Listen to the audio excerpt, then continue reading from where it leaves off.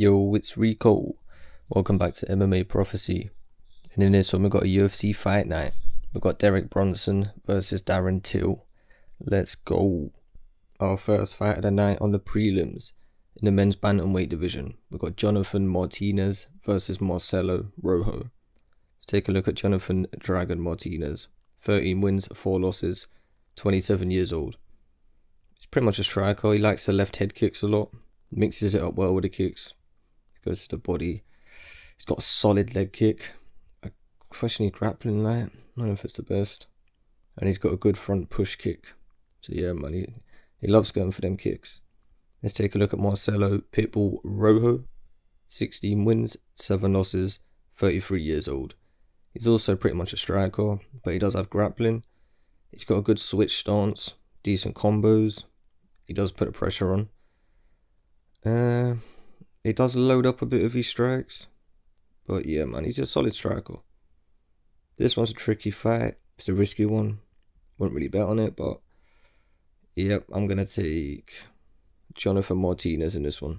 I think he's just going to do better on the feet. Outstrike Rojo. You know, I think he's probably got a better conditioning as well. So yeah, man, bit of a risky one, but I'm going to take Jonathan Martinez to get the win. Second fight of the night is in the men's middleweight division. We've got Dalcha Lungiambula versus Marc-Andre Barriault.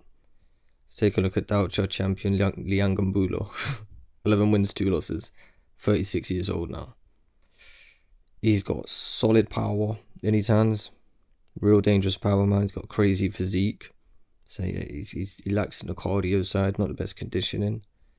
He's an alright grappler. He's got some judo. But he aims to overwhelm the opponent, whether it's with striking or wrestling. He's coming to just put a pressure on and try and overwhelm him. Let's take a look at Marc-Andre Barriault. Powerbar. 12 wins, 4 losses, 31 years old. He's quite well rounded. If he gets taken down, he's definitely going to scramble. He's got some good striking. He mixes it up. He's got a tight guard on the feet, I like that.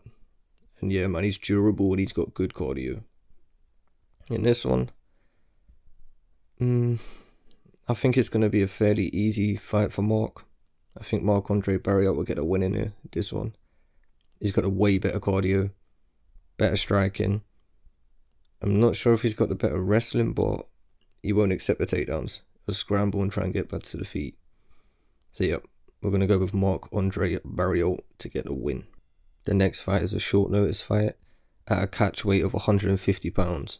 We've got Charles Jourdain versus Julian Erosa. Let's take a look at Charles Jourdain. He's got 11 wins, 3 losses, 25 years old. So he's a prospect in this. He's got decent striking, man. Some nice kicks. He throws them to the body, into the legs pretty well, man. Just solid. He prefers to stay on the outside. But yeah, man, he's got some decent hands as well. Really good striker. I like Charles Jourdain. Let's take a look at Julian Juicy J Erosa. 25 wins, 9 losses, 32 years old. This is a really short notice fight. Julian took this on 5 days notice, I think, or something. He's got way more experience. He's got some powerful hands. But he does reach in a bit to try and land some of them strikes. And yeah, he fights better when he's on the outside. This is any short notice fight's a risky fight. But I think Charles Jourdain would take the win in this one. Julian taking this on pretty short notice, like I said. Charles is the younger fighter. Probably more skillful on the feet, but I think Julian carries more power. So, careful there. Risky one. This whole card's got some risky fights because of short notice fights, late replacements. So yeah, risky, but I'm going to take Charles Jourdain to get the win. Next fight is in the men's bantamweight division. We got Jack Shaw versus Ludwig Xiaolian. God, I must have got that one wrong. Let's take a look at Jack Tank Shaw.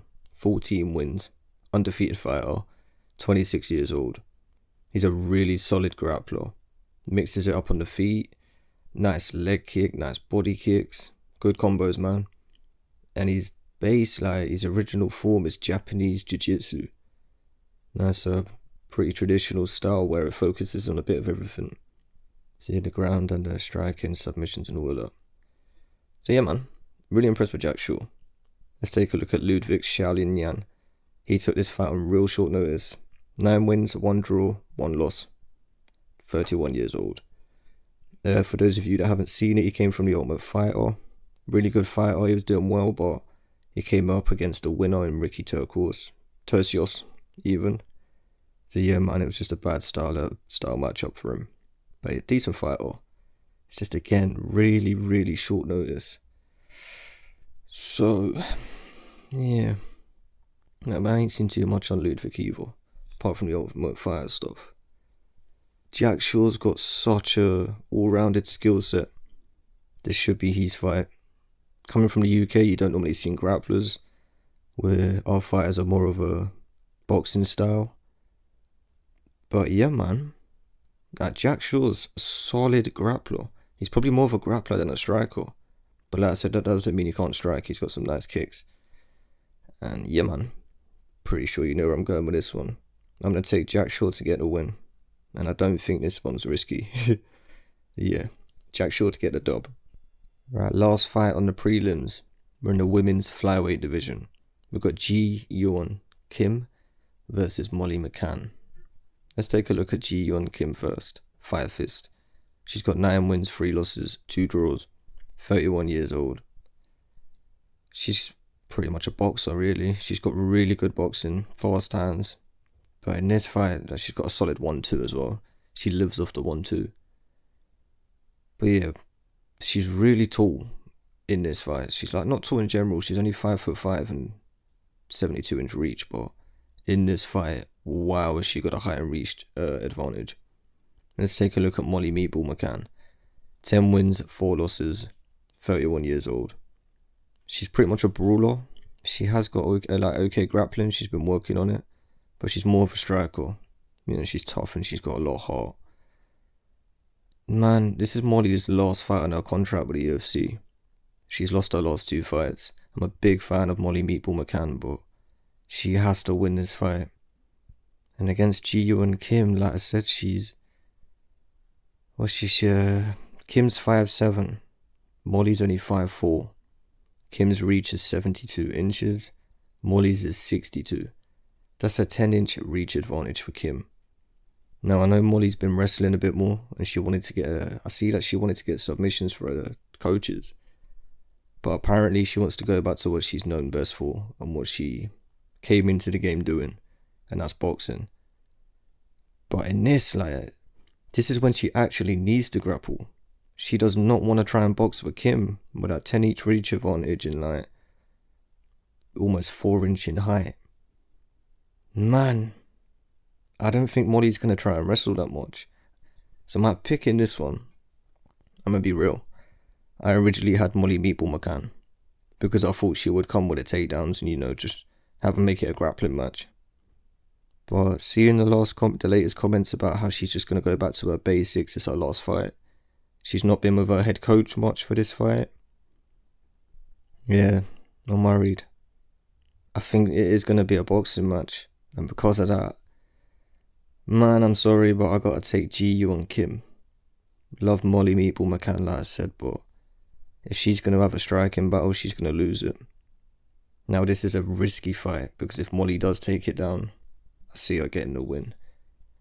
So yeah, I'm going to take Ji Yeon Kim to get the win. But if Molly wrestles, Molly can get the win herself. Just skip this fight, guys. Do not bet on this. Before we move on to the main event, just want to take this time quick to thank everyone for watching. Thank everyone for the support, the comments, the likes. You guys mean a lot, man. I appreciate it. And I love chatting with you. So yeah, man. Please, could you like the video if you're enjoying it? It lets me know you are enjoying it, because I don't know any other way. Because if you're like me, you don't really comment much. So yeah, if you don't mind, could you like the video? Subscribe if you like the channel and you want to see more. And yeah, man, let's enjoy these fights. Please drop me your picks in the comments. Give me your guys' thoughts on the fights and stuff. Love hearing it. And yeah, let's move on to this main card. First fight in the men's lightweight division. We've got Luigi Vendramini versus Paddy Pimblett. Let's take a look at Luigi, the Italian stallion Vendramini. 9 wins, 2 losses, 25 years old. He's a prospect here. He's a solid grappler. He's got BJJ. but he can strike also. He's fought the better opposition in this one against Paddy. And yeah, man, he's got some powerful hands, decent striking. I like his boxing. For a grappler, like, he's impressive. Let's take a look at Paddy the Baddy Pimblett. 16 wins, 3 losses, 26 years old. Making his UFC debut. Highly anticipated, long awaited by some. He's nice all round, but he's more of a grappler. Well, no, he is a grappler. Really dangerous BJJ with Paddy. He's had more fights, but like Dan Luigi, but like I said, Luigi's fought a better opposition, so this one's it's a tricky fight. Like, what a tough matchup they gave Paddy in his first fight. But I know he wouldn't expect nothing less. I really do like Luigi Vendramini. Like, his boxing for a grappler is flipping good, man. Like I said, he's got them powerful hands. But Paddy's tough. Paddy's going to have the crowd behind him. There's a lot of UK fighters on this card, so you're going to have quite a few UK fans, and yeah, it's not going to be like it is where he's fought before in Liverpool in the Echo Arena and whatnot. But yeah, man, he's going to have big support, and Paddy's going to thrive with it, I think. He's going to get the takedowns, and I don't know if he'll get a submission, but yeah, I think he'll win his fight. To be honest, he could get the submission, but Vendramini could get a KO, like, I don't know. But it's a risky one, guys, be careful. I'm going to take Paddy Pimblett to get a win. Well, it's not risky, but yeah, I'm like 75% sure Paddy's going to win. So yeah, Paddy Pimblett to get the win. Next fight is in the men's light heavyweight division. We've got Khalil Roundtree versus Modestas Bukauskas. Let's take a look at Khalil, the Warhorse Roundtree. 8 wins, 5 losses, 31 years old. He has lost his last 2. He's got some powerful hands, can grapple, but not the best grappler, to be honest. But yeah, man, it's the hands he's looking for. He wants to connect with that chin and knock you out. The power's there. He's not got the best cardio. Yeah, that's it, really. Let's take a look at Modestas. What's that? Oh, the Baltic Gladiator. Bukauskas. Yeah, just butchered it. 11 wins, 4 losses. 27 years old.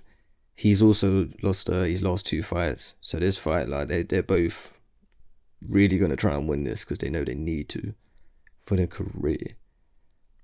But Bukauskas has got some really good boxing. He mixes it up well with the striking, with different kicks and stuff. And he's an okay grappler. Like, he's not the best, it's not his go-to, but he's better than Roundtree in the grappling game. He's probably more skillful, or more technical on the feet as well. But you know, Roundtree's got the power, so yeah, pretty risky. But I'm also confident at the same time. If that makes any sense. My pick is Modestas Bukauskas to get a win. I think he's got the better cardio, and I think that's what's going to basically play a factor.